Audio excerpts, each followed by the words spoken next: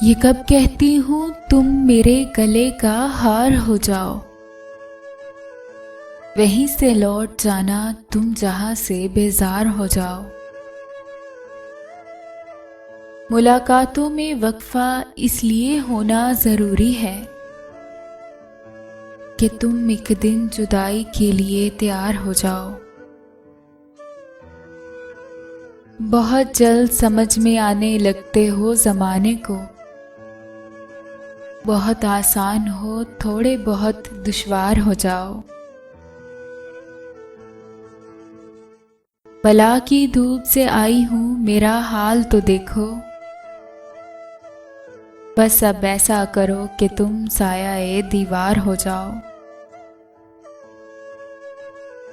अभी पढ़ने के दिन है लिख भी लेना हाले दिल अपना, मगर लिखना तभी जब लायके इजहार हो जाओ।